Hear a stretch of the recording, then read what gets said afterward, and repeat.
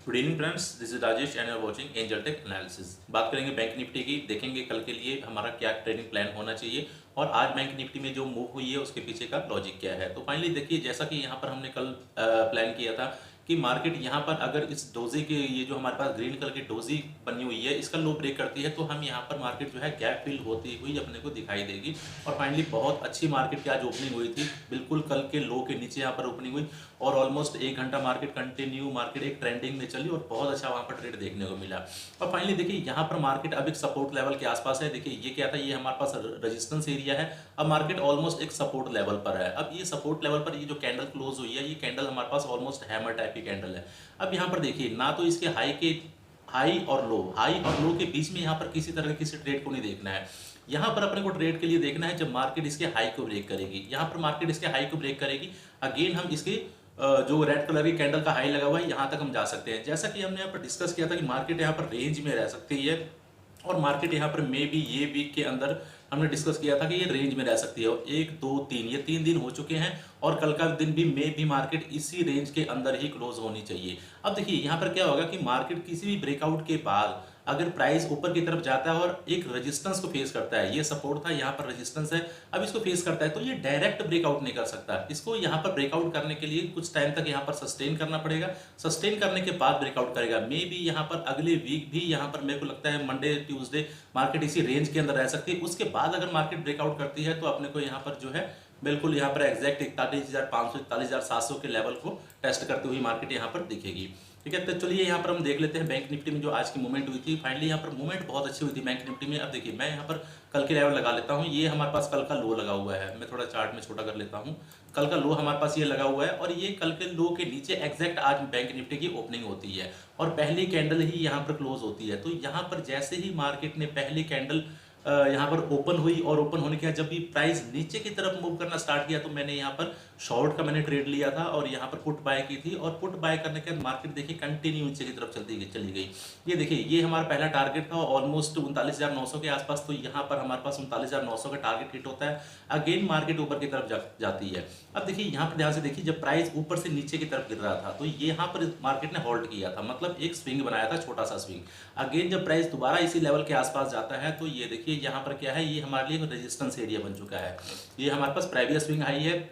As per price action जब तक market previous swing high के ऊपर क्लोज ना कर दे तब तक यहाँ पर अपने को बाइंग नहीं करनी चाहिए। तो यहाँ पर हमारे पास ये प्रीवियस स्विंग हाई है। प्रीवियस स्विंग हाई के आसपास जाकर देखिए अब अपने को सिग्नल कैंडल मिलती है। कौन सी? Engulfing candle. पहली कैंडल ग्रीन है और दूसरी कैंडल यहाँ पर एंगल्फ कर लिया है पूरा का पूरा पिछली बॉडी को। तो यहाँ पर एंगल्फिंग कैंडल मिलती है और इसके बाद मार्केट कंटिन्यू नीचे की तरफ। अब देखिए यहाँ से ऊपर से अपने को एक ट्रेंड लाइन यहाँ पर और थी। ये ट्रेंड लाइन में जो ड्रॉ करूँ, थोड़ा सा मैं इसका कलर चेंज कर लेता हूँ तो आपको थोड़ा सा अच्छे से दिखाई देगा।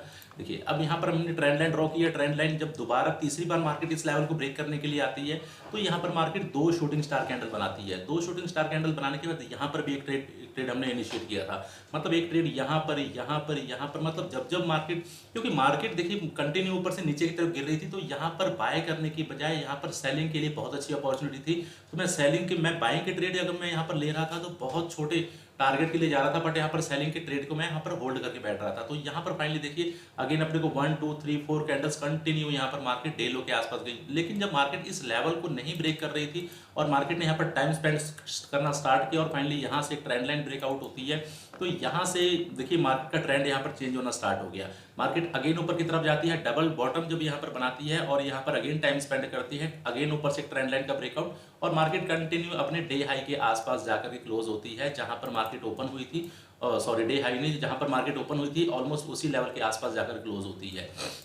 अब कल के लिए हमारे पास क्या प्लान होना चाहिए? अब ये रेंज सबसे इंपॉर्टेंट है। ये रेंज अब जब तक ये रेंज ब्रेक नहीं होती, ये रेंज या तो ऊपर की तरफ ब्रेक हो जाए या तो नीचे की तरफ ब्रेक हो जाए। जिस तरफ मार्केट रेंज का ब्रेकआउट करेगी उस तरफ अपने को ट्रेड लेना है। बिल्कुल सिंपल सा प्लान है। अगर यहाँ पर मार्केट ऊपर की तरफ ये डे हाई को ब्रेक करती है, देखिए रेंज का मतलब ये नहीं कि एग्जैक्ट जिस रेंज में है डे हाई और डे लो, क्योंकि अगर हम यहाँ पर हम बाइंग के लिए जाएंगे तो मे भी अपने को डे हाई के आसपास एक रेजिस्टेंस फेस करना पड़ सकता है। तो यहाँ पर जब मार्केट यहाँ पर डे हाई का लेवल निकालेगी तो हम यहाँ पर बाइंग के लिए देखेंगे। ये डे हाई हमारा ऑलमोस्ट 40,200 के आसपास, तो 40,200 और यहाँ पर नीचे 39,850 के आसपास। तो ऑलमोस्ट ये 350 पॉइंट्स की रेंज है। और मे भी देखिए यहाँ पर जो है नीचे 1 2 3 टाइम टेस्टिंग नीचे हो चुकी है, बट ऊपर की तरफ अभी सिर्फ 2 टाइम टेस्टिंग हुई है। तो यहाँ पर मे भी मार्केट एक बार और इसी रेंज के अंदर घूम सकती है, मे भी कल फ्राइडे है और यहाँ पर मार्केट अगेन अपने को इसी रेंज में घूमती हुई दिखाई देगी। अगर मार्केट 12 बजे, 12:30 बजे या 1 बजे के बाद यहाँ पर मार्केट ब्रेक करती है ऊपर की तरफ या नीचे की तरफ ब्रेक करती है तो अपने को यहाँ पर एक बहुत अच्छी मूवमेंट देखने को मिल सकती है। बट यहाँ पर मार्केट अगर पहले ही गैप अप, मान लीजिए यहाँ पर गैप अप ओपन हो गई तो गैप अप ओपन होते ही अपने को यहाँ पर ट्रेड नहीं लेना है। May be market gap up open होने के बाद मार्केट यहाँ पर नीचे की तरफ आ सकती है। अब ये जो रेजिस्टेंस है यहाँ पर सपोर्ट की तरह काम करेगा और यहाँ से मार्केट बाउंस बैक हो सकती है और यहाँ पर अपने को एक बाइंग का ट्रेड मिल सकता है। दूसरा क्या है, यहाँ पर हमारे पास एक नीचे से ट्रेंड लाइन आ रही है और यहाँ पर मान लीजिए मार्केट अगर यहाँ पर फ्लैट ओपन होती है, फ्लैट ओपन होने के बाद मार्केट अगर इस ट्रेंड लाइन को ब्रेक करती है तो अगेन अपने को एक सेलिंग की अपॉर्चुनिटी मिल सकती है जो प्राइस को नीचे की तरफ लेकर के जाएगी। ध्यान रखिएगा मार्केट यहाँ पर 1 टाइम, ये 2 टाइम और ये 3 टाइम, 3 बार ऑलरेडी यहाँ पर टेस्टिंग कर चुकी है। तो 4th टाइम में यहाँ पर जब मार्केट आएगी तो यहाँ पर बाइंग करना जो है एक अच्छा सौदा नहीं होगा, क्योंकि मे भी प्राइस थोड़ा सा ऊपर जाकर के, जैसे मान लीजिए ये प्राइस नीचे की तरफ आ रहा है और ये प्राइस ऊपर की तरफ जाएगा, जो यहाँ पर स्विंग बना होगा इस स्विंग से मार्केट, ये सपोर्ट है, देखिए लोअर लो, लोअर हाई, लोअर लो, तो ये स्विंग है, इस स्विंग के आसपास जाकर मार्केट रेजिस्टेंस फेस कर सकती है और आके ये लेवल ब्रेक कर सकती है। तो यहाँ पर बाइंग करने की बजाय मैं यहाँ पर सेलिंग करना ज़्यादा प्रेफर करूंगा।